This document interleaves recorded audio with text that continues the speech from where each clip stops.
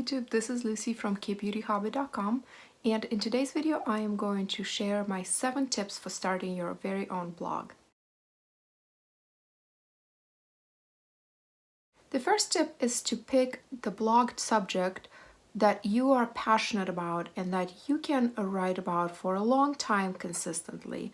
So for example, if you are picking something like parenting 2-year-olds and you currently have a 2-year-old, you will be able to write about that for a while, but eventually your 2-year-old will become a 15-year-old, and do you still want to be writing about 2-year-old parenting? So it's very important to pick a subject that is both interesting to you and something that will keep you engaged and keep you writing for a long time, but that also you can constantly create content.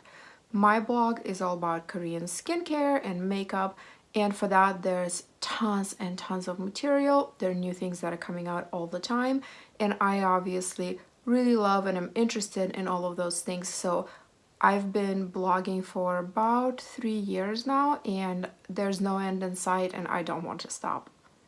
As a little sub tip, consider the cost of anything that you might have to continuously purchase to be able to create your content. So in my case, that is skincare and makeup. That is something that I would buy anyway. That is something that I tend to purchase a lot of in my normal life, even if I'm not writing about it. But let's say I wanted to write a blog about digital cameras. Would I be able to afford to buy new ones all the time just to review those? No. Tip number 2, especially if you're not an experienced writer, but even if you are experienced but just new to blogging, is to practice writing on platforms before you actually start your blog.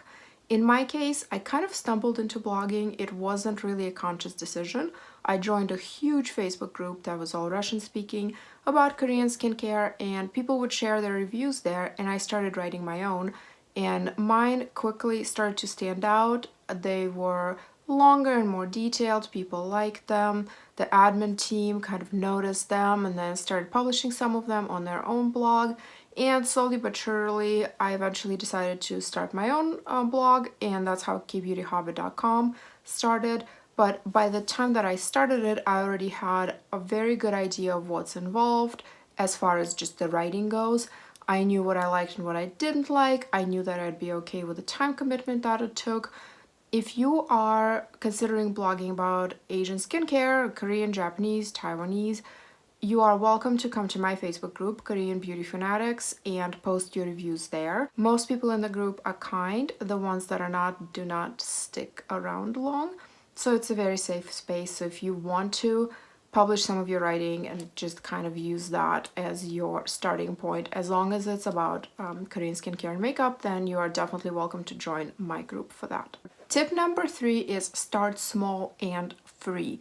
So starting to write on forums or on Facebook, those are great free starting points as long as you own whatever it is you're writing about.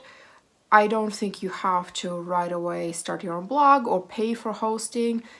You can start with some of the free platforms. I use Wix. I have a paid account now, but when I first started, I got their free version. This is not a sponsored video. Wix is just something that I use. I'm pretty sure that WordPress also has some free or inexpensive solutions, so just do your research and figure it out.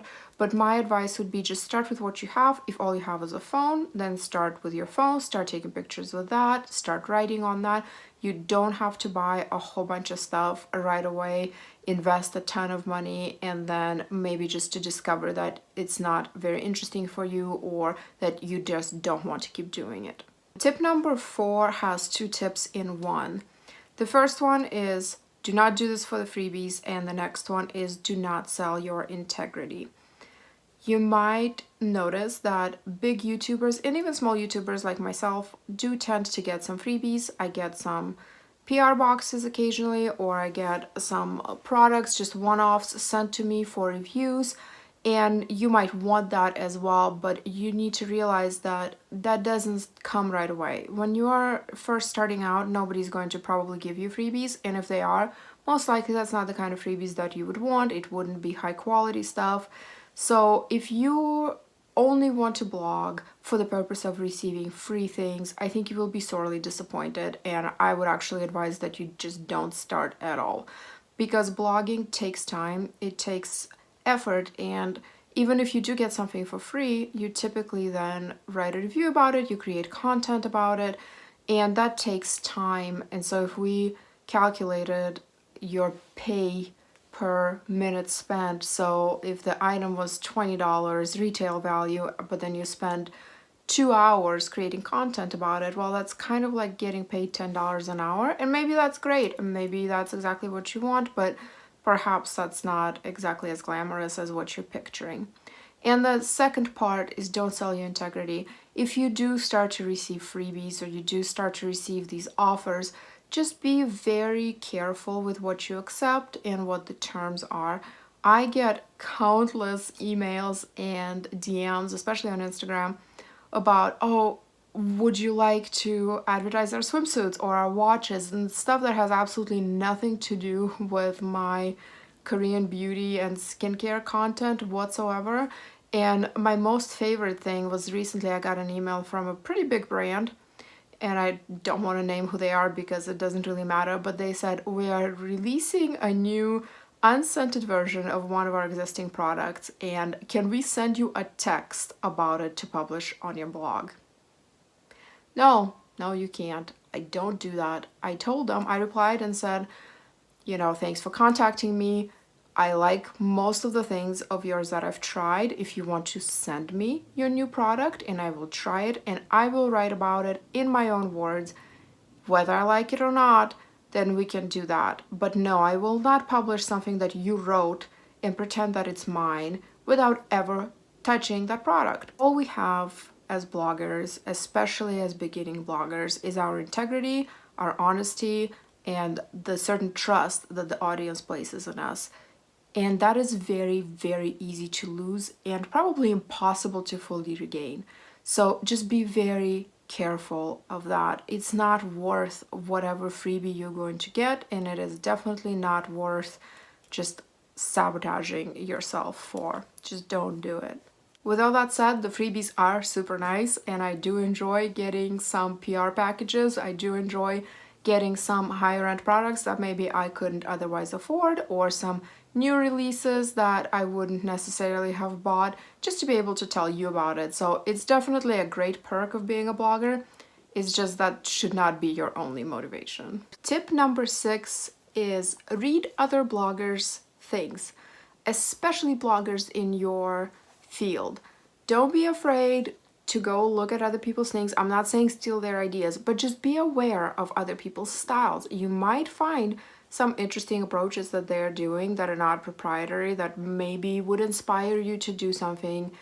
And also, I think it's very important to be informed in what's going on. If there's some new trend in whatever the topic of your blog is, you probably don't want to be the last one to find out. So definitely read other people's blogs, and don't just follow the big bloggers in your sphere, but also look at some of the small ones or even some of the international ones. You might learn something very interesting that maybe all the other bloggers in your immediate circle are missing. I did have an interesting encounter online ages ago when somebody asked for a recommendation in a different group, not in my group. And I said, well, this is a great product, and I gave them a link to my review. And this person, who is a self-proclaimed blogger herself, her response was, I don't want to read a blog post. I just want a two word recommendation. Okay, that's fine. It's not going to come from me because I write very thorough recommendations and opinions, but it just struck me as odd of being a blogger but not wanting to read blog posts. So beware of that. Tip number 7 is, once you pick your blog name or whatever your handle is going to be everywhere, register on all platforms, even if you're not quite ready to be on all platforms. And let me explain. So when I came up with the name KBeautyHobbit, I thought that this would be it as far as my blog name, and anywhere else that I might want to be registered. So I created KBeautyHobbit.com, I paid for that domain, and then right away I created an Instagram and I created a YouTube channel and a Twitter. And it was probably over a year before I actually posted my very first YouTube video to that channel, but I had that channel name quote unquote reserved so that I didn't run into a situation where I had KBeautyHobbit.com as my blog, but then when I want to create a KBeautyHobbit YouTube channel, maybe somebody had already taken the name. I do know of some big time YouTubers that have different handles on YouTube and on Instagram and on Twitter, and I'm sure that works for them. We still find them, but as a small person just starting out, consistency I think is key. If somebody knows my KBeautyHobbit.com blog, they're more likely to look for that on Instagram versus, let's say, my name and last name, because not everybody might even know what my name is, but they might know my blog. So that's my best advice. No matter what your main platform is going to be, whether it's YouTube or some kind of website or Instagram or Twitter or whatever there is, just go ahead and register on all of them at once to reserve the name. I saved the very best tip for last. It is the simplest tip, but also probably the hardest one. And that tip is just to be brave and go ahead and start. Just start. You might not feel ready. You might not think that you have all the equipment or all the skills or even all the knowledge that it takes, but just start. There's so much learning that takes place from just starting a blog, writing your first few posts, taking your first pictures, getting the very first comments of the very first followers or group members or whatever your metrics are that you're going to track. Just start. I was so afraid to venture out from that big group, and I don't even know how many members they have now. At the time, they had more than 30,000. I was so afraid to venture out and do my own thing. I don't even know why now, but it was scary. Picking a platform was a little scary. What if I picked the wrong one? Well, guess what? You can always migrate your blog to a new platform. But it is all so worth it. I really enjoy it. I love writing reviews, and in fact, I often find myself in the evenings when the kids are in bed and all the chores are done and there's seemingly nothing else to do, I could just relax. I actually reach for my phone or for my laptop and I just start working on reviews, start writing little tidbits just because I really like it. I love writing, I always have, and I love taking pictures, I love editing them. I've learned so much about different software and YouTube, and I'm still learning, of course. I did end up buying a couple pieces of equipment, nothing fancy yet. I'm still considering myself pretty small fry. But if you take one thing away from this video is start. If you think that you want to be a blogger, then start. You can always quit.